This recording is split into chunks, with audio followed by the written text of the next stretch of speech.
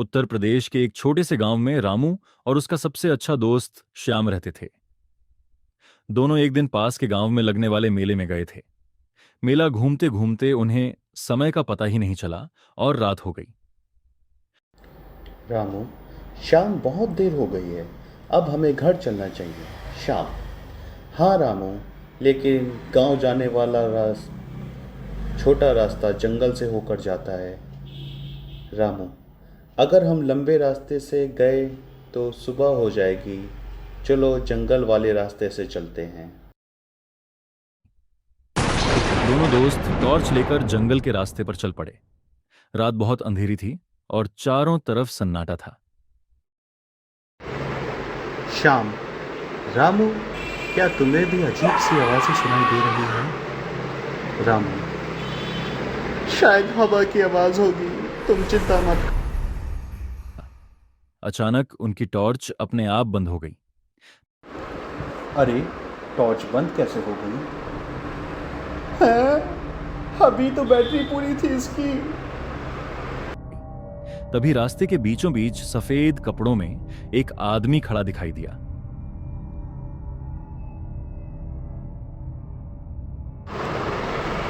सामने कौन खड़ा है अब ये? शायद कोई राहगीर होगा। रास्ते का भूत, रुको, आगे मत बढ़ो। तुम कौन हो? मैं रास्ते का भूत। मैं इस रास्ते का भूत हूँ। कई सालों से मैं इस जंगल की रक्षा कर रहा हूँ। रामू, हम सिर्फ अपने गांव जा रहे हैं। हमारा किसी को कोई नुकसान पहुंचाने का कोई इरादा नहीं है। बहुत साल पहले कुछ लोगों ने इस जंगल को नुकसान पहुंचाया था। तब से मैं यहाँ आने वाले की परीक्षा लेता हूँ। शाम, हाँ, हम सच कह रहे हैं। हम सिर्फ घर जाना चाहते हैं। मगर तुम सच कह रहे हो तो इस रास्ते पर पीछे मुड़कर मत देखना। रामू और श्याम आगे बढ़ने लगे। तभी उनके पीछे से किसी के कदमों की आवाज आने लगी। कुछ देर बाद उन्हें किसी औरत के रोने की आवाज सुनाई दी।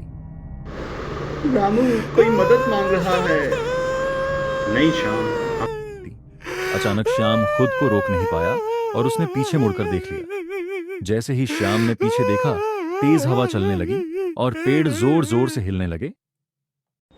रास्ते पर मैंने तुम्हें पीछे मुड़कर देखने से मना किया था।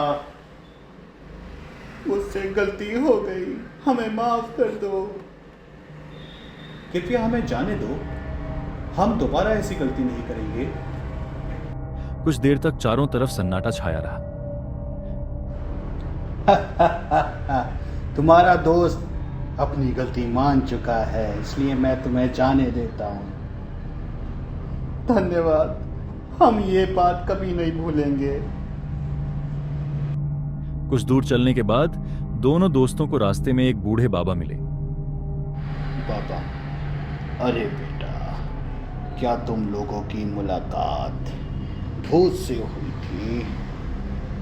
हाँ बाबा, लेकिन उसने हमें नुकसान नहीं पहुंचाया।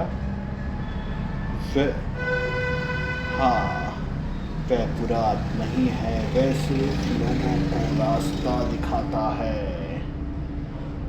आज हमने सीखा कि डर के समय भी समझदारी से काम लेना चाहिए। दोनों दोस्त सुरक्षित अपने गांव पहुंच गए। उस रात के बाद उन्होंने कभी रात में अकेले जंगल का रास्ता नहीं चुना।